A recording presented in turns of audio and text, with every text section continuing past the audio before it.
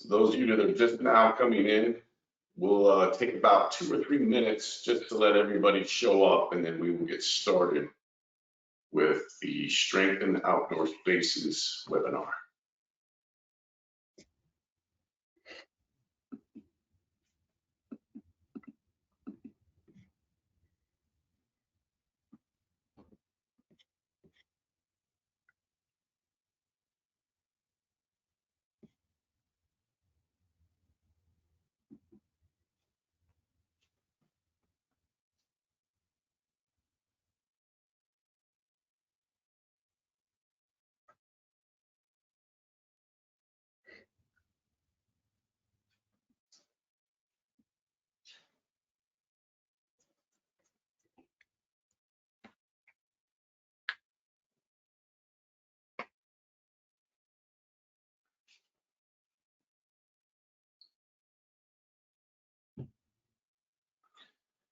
And again, welcome everyone.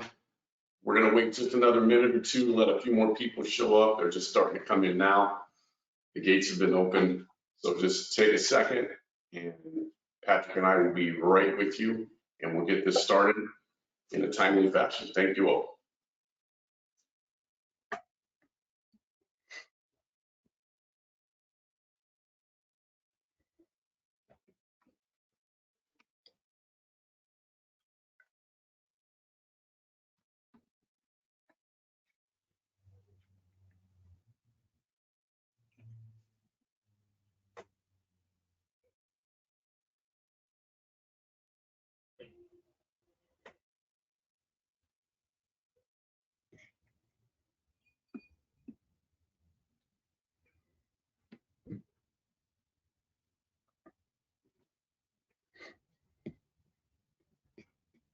All right, we'll go ahead and get started just for sake of your time and being respectful of everybody who's on the call. First and foremost, we want to thank everybody for being on this call. We appreciate that. If you're seeing this live, if you're seeing it pre-recorded, then we want to welcome you anyway.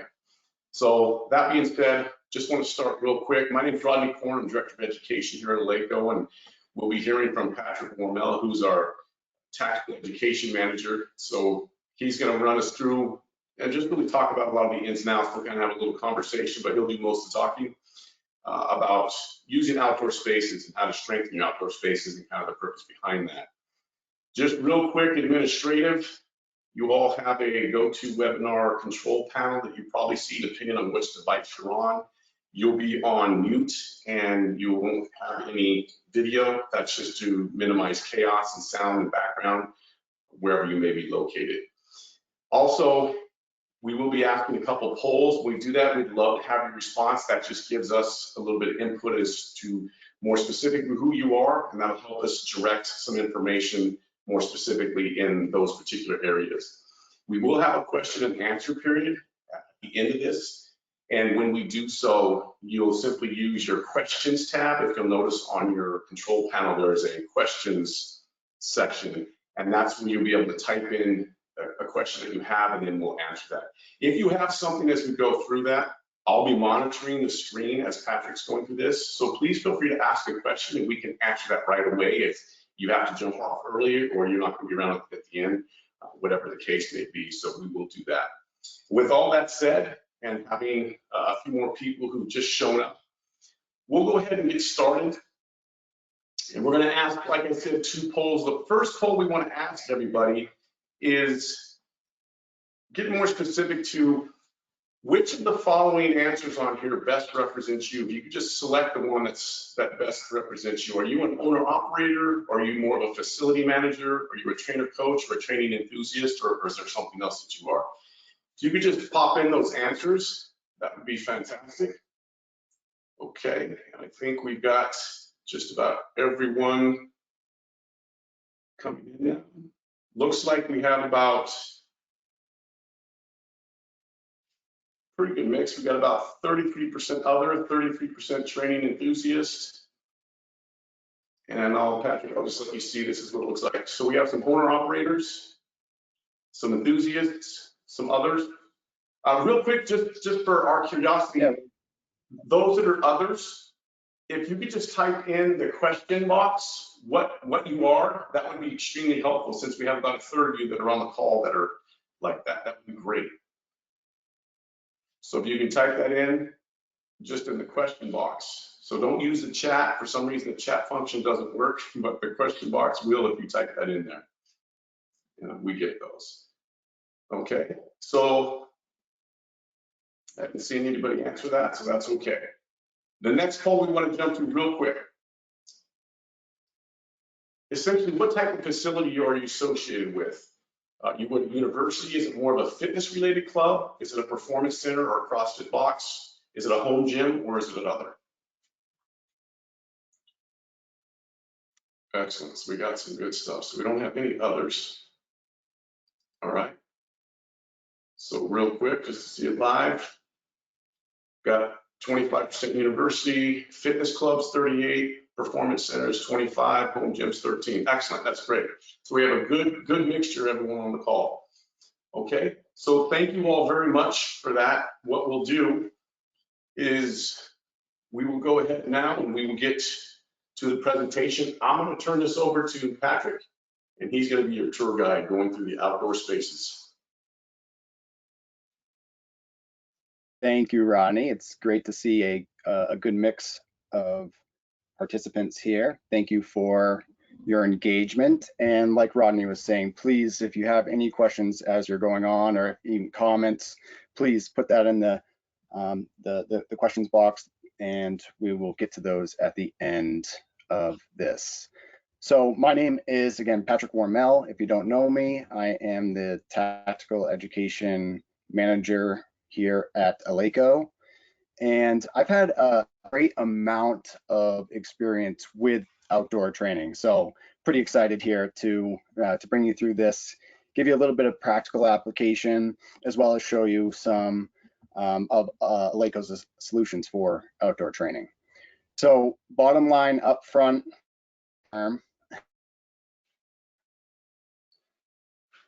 want to military term, so pardon me, but really what we just wanted to accomplish through this is understand the benefits of outdoor training and the impact that it has, not only physically, but mental.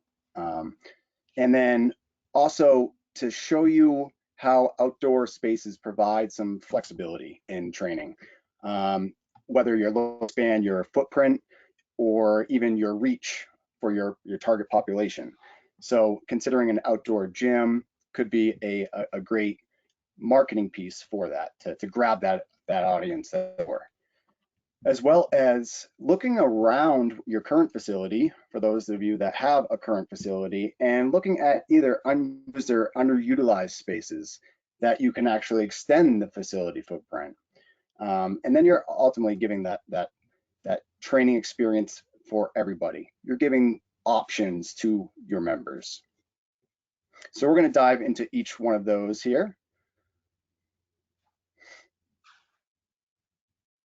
So when we're talking about opportunities with outdoor training, like I mentioned, it's a no-brainer, right? It's additional space, right? Outdoor training can provide that additional space. Right now, their strength training is going through the roof right now. I know there's many gyms that are taking away some of their cardio equipment and bringing in more strength training equipment with more free weights, more rigs and racks, so that they're really trying to meet the demands of the members.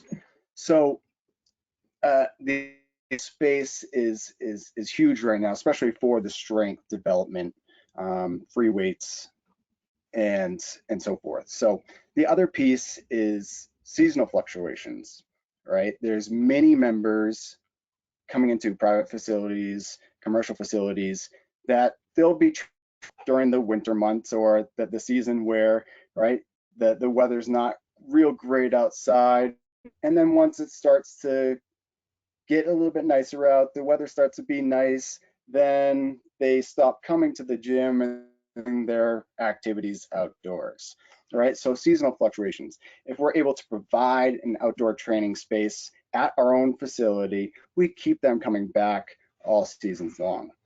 And then training variety, right? So A big piece of this is, some gyms may have limited equipment or programming options, which can lead to either, boredom, lack of motivation for members, and consistency stops to drop. So adding just a little bit more training variety, we're going to get into this a little bit later in the presentation on how we can actually do this for our application. Yeah, and one point that I'll add to that is Patrick, one of the things, if you're in a fitness facility specifically, and I know we had about 30% people fitness facility, when you see that the trend is a lot of people are moving the cardio equipment out, that's also going to depend on your demographics. So I'll give you an example. The club that I train at over here in my town up in Northern California, there's still a very large population of older adults. And so there's a pretty good contingency of people that are over 50, 55, 60 years old. And so the cardio equipment has been a big commodity. And so they're not willing to do that. However, there's tennis courts that are kind of underutilized. So if you're in a particular fitness facility where you still have demographics who thrive with cardio equipment and it's not, you haven't gone into this massive shift, this is an excellent way that you can add value to the facility and meet some of those people without having to change the look and feel of the club for the other 30, 40, 50% of the members who, depending on the demographics, who still enjoy some of that. So we just want to make that clear that it doesn't mean you have to take everything out, but this is a way that you can add on to, and I think Patrick's going to discuss that a little bit more in some coming slides. So just a quick note on that. Yeah. Thank you, Rodney. Yeah, we'll be getting into that here.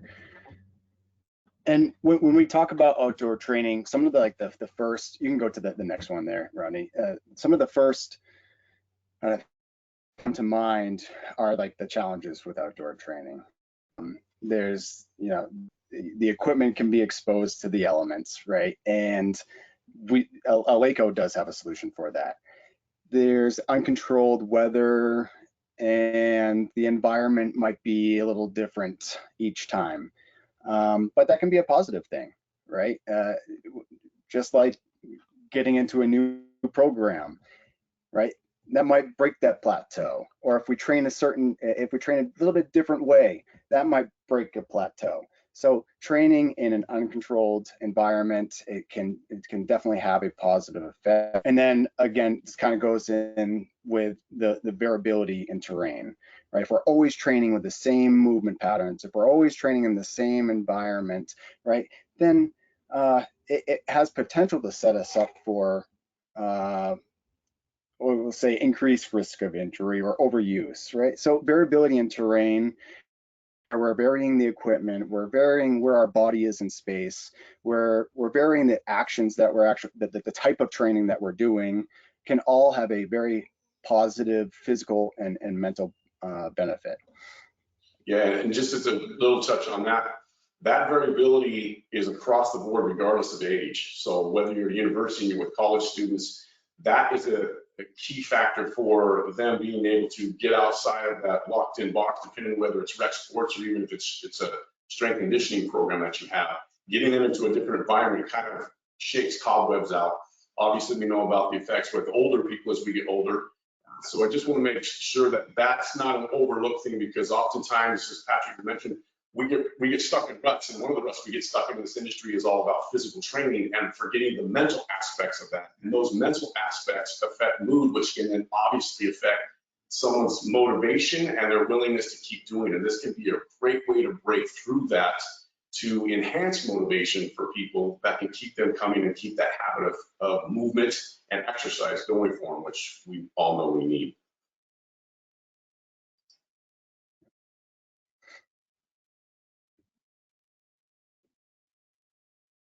So we talked about the equipment being exposed to the elements, and that's why, Eleiko really has this galvanized solution, right? It's designed for the elements. It's designed to take the training outside. And really, we have the Prestera galvanized range, and we'll get more into the different types of equipment here that is supplied in the galvanized range. But what we're really talking about is it's rust proof. It is robust equipment, and it's meant to be in the outdoors.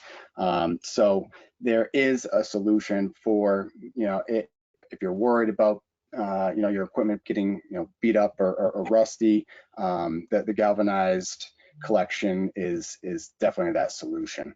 And if we get into some of the pieces of equipment here, we have that's really ideal for outdoor use is the XF flat bench, the bars and the bumpers, where there's a stainless steel hub, right, recycled from rubber tire, durable, gentle, can be used on concrete, can be used on other surfaces, grass, and it should be stored inside. But again, that stainless steel hub or galvanized hub can really resist the weather and the elements. Same thing with the galvanized Prostera racks, the rig frameworks, the pieces, again, all designed for taking your training outdoors. The same thing goes with some of our attachments that we'll get into in just a bit. So if you're looking for that complete strength system, maybe you don't currently have a outdoor facility, maybe you don't have an indoor facility, right? If you have a complete strength system that can actually be built and expanded upon as time goes on. So the Prostera is customizable to your needs, whether you're training for just general strength training, if you're training for performance, if it's maybe a team type of training. We have multiple possibilities here where you can keep on expanding upon what you have already, or what you need for your space and your audience. So you can transform, you can really make your dream facility with this solution.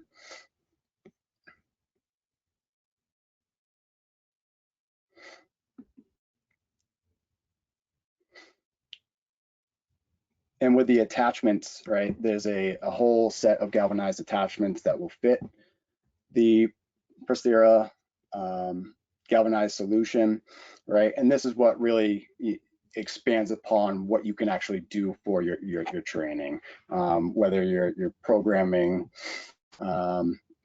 or as a training enthusiast, a lot of you are, right?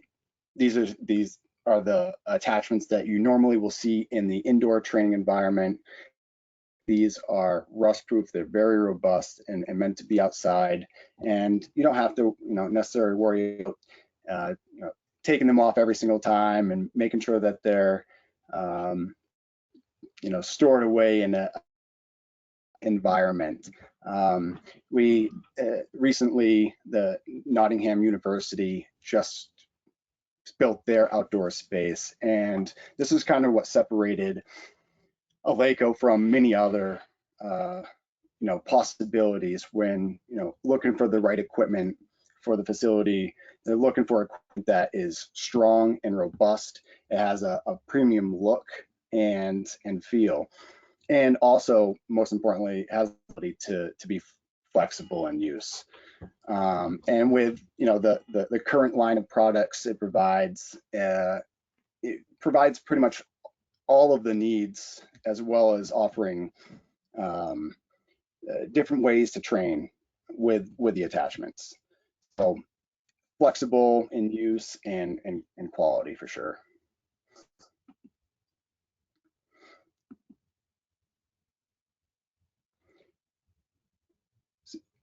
If you can go back just one, Ronnie. Yeah, to the picture.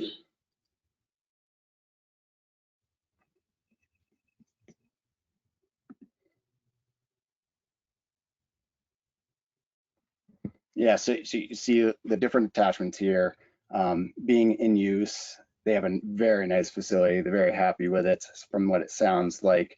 And if you look at this, you can see that you can also market it towards your own logo on there, your own colors on there.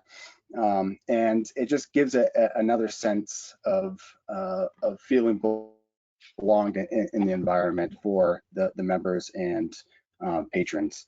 So you can see there's unique attachments. You can provide more stations building upon it. The design is very flexible, so you can tailor solutions to your needs, accommodate all different types of athletes. And again, that rust-proof finish is the maker there, right? Where you don't have to worry about it being destroyed in the elements. So very smart solutions, and a lot of our customers are very happy with their outdoor spaces right now. If you didn't have a huge area, right, there's also a solution for turning a smaller outdoor space into a flexible training environment. And that's where Eleiko and BeaverFit have teamed up, where we can use BeaverFit's multi-use, what's called a shred shed, and it's equipped with Eleiko's free weights to deliver the ultimate outdoor training experience. So now you have some training storage for your bumpers, your kettlebells, your barbells, along with other various pieces of equipment like your battle ropes.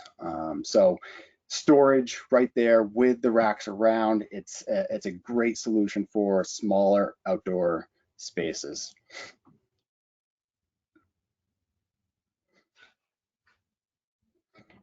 So if we move on to that kind of the second point, the challenge, right, of having, a little bit more benefit, right? We all know that physical exercise, it is a benefit to our physical and mental health, right? So we're not saying that indoor training does not do that. Please don't get us wrong here. But what we can do with the outdoor training is kind of boost the physical and mental benefits, right? So fresh air, training in fresh air, and that itself can just feel great in putting in some physical effort. It can also improve oxygen uptake into lung capacity. And then that allows one to train at a higher intensity. And to that last bullet in the physical benefit, it makes it training feel less strenuous, which is a great benefit, and can allow you to train longer too, if that's the goal. Vitamin D exposure, right?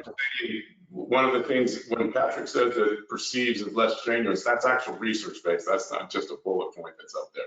So the research has shown that it actually decreases your RPE. So your rate of perceived exertion seems lower when you're outside. Just want to throw that in there so people. Right. Yeah. All these are backed by research pretty well. So never like to support things like that. Yeah. Yeah. So what it can also being just the light, right? Your sleep cycle, and you have 4 major things that kind of really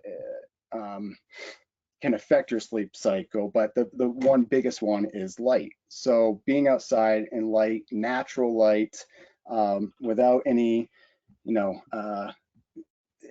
impairments to that, right? It can actually help support a healthy sleep cycle, which can ultimately help your whole training process, no matter what your goals are.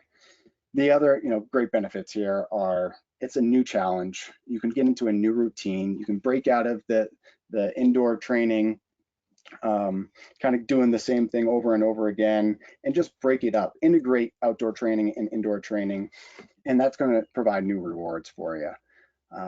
As far as mental benefits, going back to the fresh air and vitamin D exposure and sleep, right? That's going to ultimately improve our mood, our daily mood, and our energy output. So, I mean, if any of you have done activities outside, not necessarily just strength training, but just going for a walk outside, right? It just improves most of the time. It's going to improve your movement, mood, and energy. So it's a great way just to break out of it and again integrate some outdoor training for both physical and mental benefits.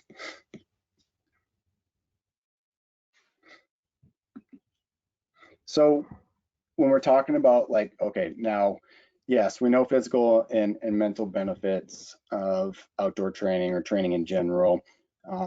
we kind of have the solutions for the environment around us, and the weather and unpredictability of the weather. When we're talking about and trying to incorporate outdoor training spaces, there's 4 or 5 kind of real key points here. We're going to talk about space, knowing your target population, the equipment selection and durability, and safety with it. So, building outdoor gyms for commercial fitnesses or even performance training spaces, it has an excellent way to expand your footprint, but also your geographical reach, and make training programs and services available to more users. So knowing your space in your foot is really important to know, right? So for an example, I working with the military population at our facility, we had an outdoor training space on the side of our gym next to the parking lot. We also had one in the back of the gym where it's a more private area. So to get more sailors, work mostly with the Navy there, to get more sailors into the gym, it was actually really beneficial for them to be walking by the facility and seeing people training outdoors. It brought them in the doors. And that was a big difference maker when we started to incorporate that.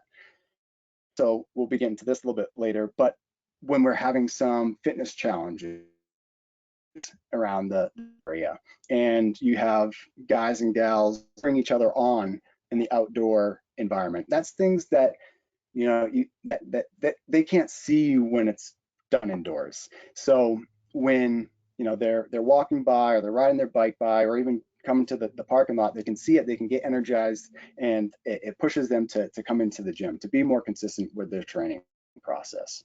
On the other side, we have a lot of dependents, service members, wife and family members. So there was a tendency where really busy times, they were into strength training, and they just didn't want to be in a very crowded free weight space. So we saw the tendency during those busy times, they would go to the outdoor space where it was a little bit more private in the back of the gym. And it was a great solution for them to be able to continue their strength training, but all a little bit more privacy, and kind of escape the intimidation of it. And that just empowered them to continue the training process, and also made them more comfortable to do it indoors. So the space and kind of the target population, like who is your audience? What are you already giving them? But what can you provide outside of that? And the outdoor space might be the solution for you. And when we're talking about the equipment selection, that's the fun part, right? So once you have an idea of the space and the user needs, then you can really hone in on the equipment selection. Do you need some storage space for your kettlebells, your barbells, your bumpers, or do you have an overhead space where it's not going to matter so much? Is it that do you have professional staff on duty where they're able to take in equipment as needed, or wipe down equipment? If you don't, then maybe the storage solution would be a better fit. So again, once you know your space, your foot traffic, your user needs, then comes into the fun part with your equipment selection. And with the durability piece, having the galvanized selection as a choice, really as a purchaser, right? As somebody that is controlling the what equipment's brought into the space, galvanized solution just like is a big weight off the shoulders. Like I don't have to worry about it being rusted in months to come. The galvanized finish on the outdoor racks, rigs, benches is really corrosion resistant, and it allows maximal protection from the elements there. So that's really just turning smaller outdoor spaces. You have to know what space it's going to be in, and to determine the equipment selection there.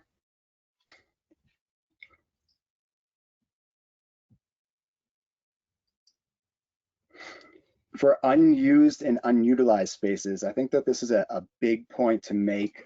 I think everyone has this at their facility. Sometimes it can be a basketball court that is just abandoned. A tennis court, like Rodney was saying, that just isn't getting any use at all. It could be just a field in between buildings, or the parking lot and the main facility. The parking lot, if spaces are always empty, trying to find a solution where you can optimize your space for your target needs, right? Again, so kind of from my background, my experience, some of the military examples are on large ship decks, right? Like the crew, and it's really just a limiting factor. Activity is amazing on that. Airplane hangars, like abandoned ones, right? There's a little bit of cover, which is beautiful. Let's turn that into a space that can help with the physical and well-being of the service members, or putting in even your members. Pop-up base with equipment that can be brought out around the area to be used. So if you already have existing space, just be mindful of what even the conversion can do with your members. What are they talking about? What do they want? And the great thing about adding to your footprint in the outdoor space is that the indoor facility isn't being compromised. It's not being affected by construction or moving around equipment. And that's a big downfall with adding more indoor space, or where you have to worry about construction and really chaos with inside the doors while trying to continue running a business here. So you won't have to worry about losing members, or instead get them excited to use the space that is being put into the outdoor use, and also the opportunities that might bring. So another creative solution is like that, the rooftop space, right? Great for corporate fitness and wellness opportunities. An outdoor training space, right? The practical application. Whether you're running a gym, if you're an enthusiast, or if you're a trainer, coach, right? Program variety. Outdoor space, you can still strength train, you can do some functional training, you can even do some hybrid training where you're doing some strength movements and also some conditioning, depending upon the space around you. It opens things up.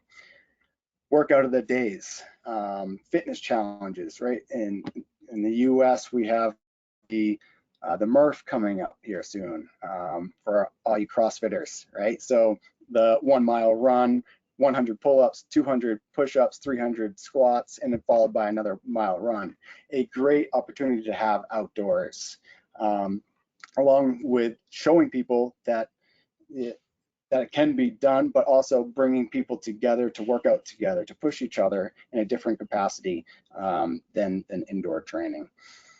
Another great opportunity, going back to like the Nottingham University, of what they're using their outdoor space for, is a lot of small group training, one-on-one training, and they're even seeing that their teams are using their outdoor space more, especially during the preseason here. So as long as you have like the right rules and information out there, being able to have an open use, making sure that there's professional supervision there, could also be an opportunity for your members. providing autonomy is allowing, again, going back to that example of making people feel comfortable getting uncomfortable in the training world, right? So providing areas where people can either, go to their escape space, which we called it, their backdoor outdoor space, and then also providing different options, whether it's personal training in a more controlled, or sorry, not more controlled, but more spacious place in the outdoors. When we're talking about, desired training adaptations, you can still incorporate as a trainer, as a coach, right? The same kind of ways of programming your training session as the indoors. It might be even a little easier where you don't have to necessarily worry about going from one side of the gym to the other side of the gym. It's all right here in the rig system here. So you can have an equipment-based station, you can have a movement-based station, and then varying up the methods that you're using, whether it's weightlifting, powerlifting, functional training, conditioning. It's all available with outdoor training.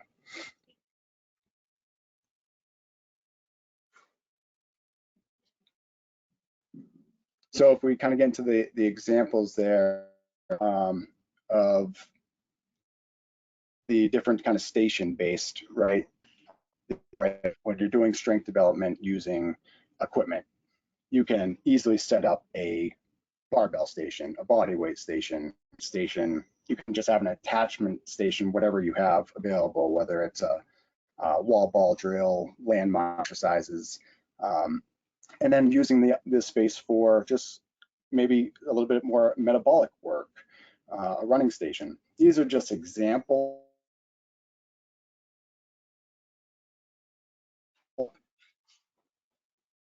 of how to set, excuse me, of how to set up using equipment as the main focus, and it helps get people in, which ultimately enhances the training experience for them and empowers them to explore inside the training. Excuse me, got a frog in my throat.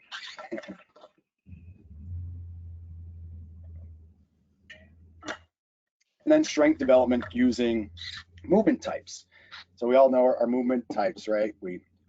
So you can kind of break up your training block and providing autonomy here just in a second what I mean, but this can be an easy way if it is open use to make sure that you're providing some guidance with the training process and making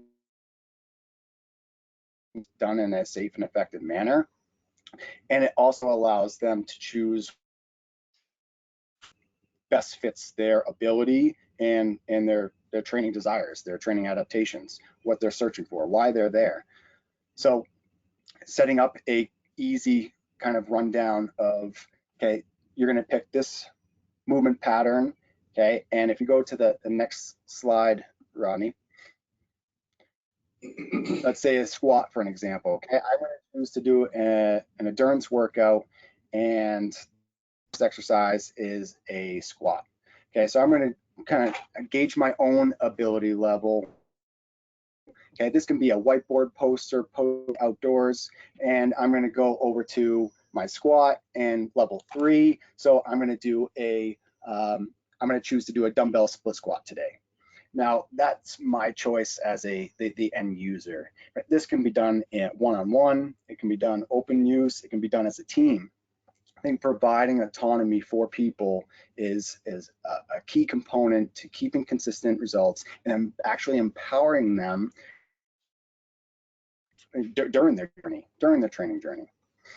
And one of the biggest things that we're doing is, obviously, don't need to memorize the chart or anything, but one of the biggest things we want people to know is having the equipment, having the space is phenomenal, and it has so many variances for you as a facility owner operator, as a manager, even as an enthusiast. However, one of the things that we have to really be aware of when we're in a facility and depending on our function within the facility, or the area that we're training in, is having proper education or having proper guidance. And that's not necessarily having someone standing there, but actually having a guidance of what are we going to do, a knowledge and understanding of what are we going to do, what can we do with this particular environment that we've created. So one of the things that we're doing in these particular slides right here is we want you to know, obviously Eleiko has equipment, but we have education. And we have the ability to be kind of a one-stop shop where we can give you, here's the equipment, but here's also ways that you can actually utilize that equipment.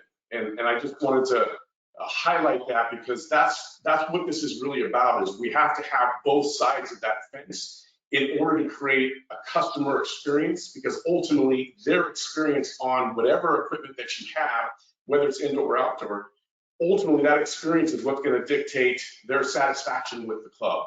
Are they satisfied? Did they get something? Are they being met where they need to be met?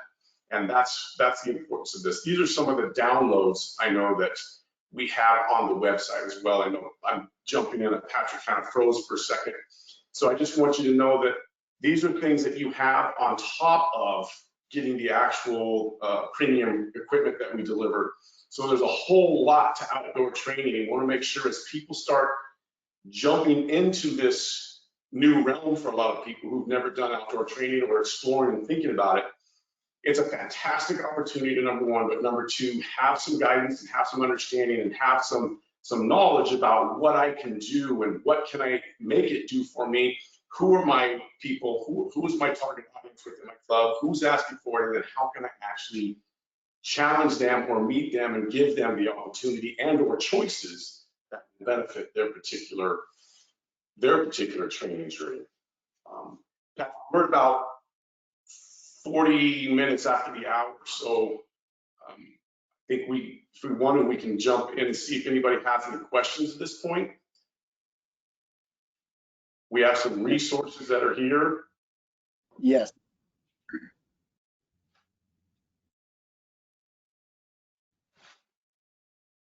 So there's a whole lot of things that we have.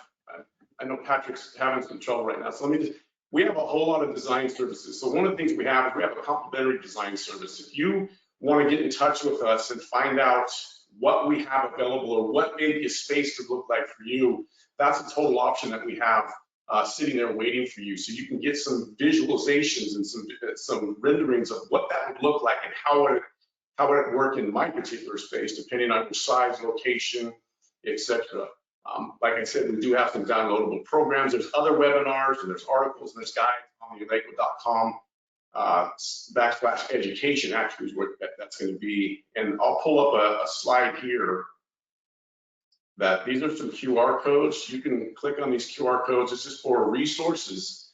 So there's outdoor resources and content. So basically on Eleiko, if you go to this QR code on the left, this is kind of a one-stop shop for everything outdoor on Eleiko, everything from content and resources, etc. The right QR code is basically if you want to go book a design consultation, then click on that and that'll take you right to where you can get a complimentary design for your facility or what you would like to see. And even if it's a home gym, we have the ability to do the same thing. So I know there's a couple of home gym people on there, which is fantastic. So these are just some real quick resources for you. And if anyone has any questions, feel free to ask. I think I see one question here.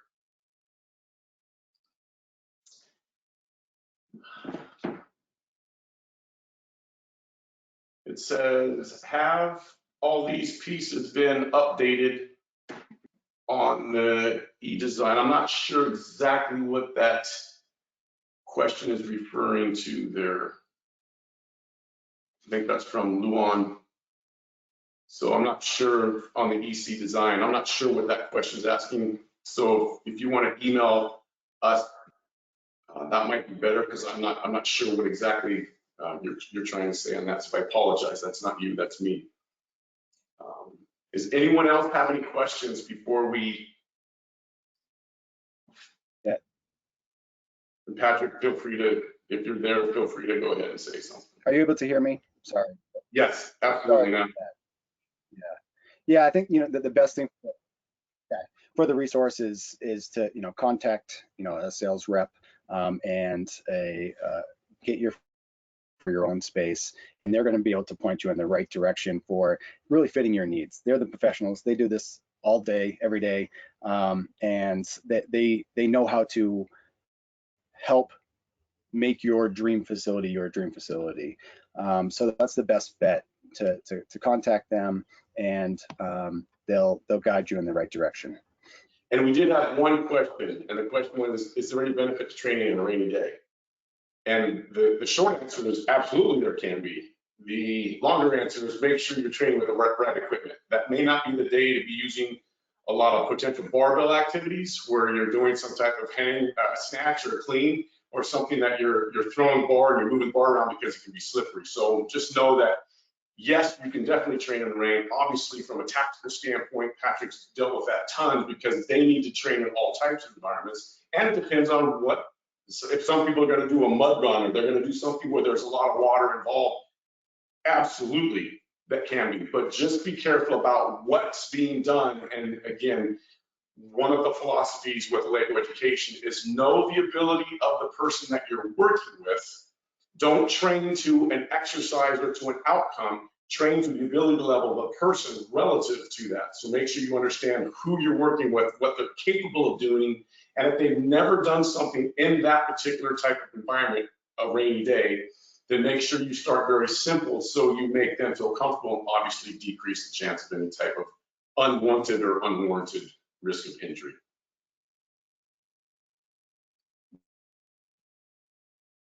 And Patrick, with that being said, that's a great question, and good points, Rodney.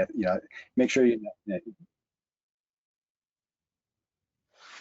And with that, sorry about that. No worries. With that, thank you all. If you can hear me, go ahead. I think we can, Patrick. You kind of froze. So that said, everyone, thank you so much for your time and your patience and your understanding. Thank you, everybody, for joining us. Much. We hope you got something out of this. Feel free to contact us. We hope to see you on another webinar or in a consultation pretty soon. Thank you very much.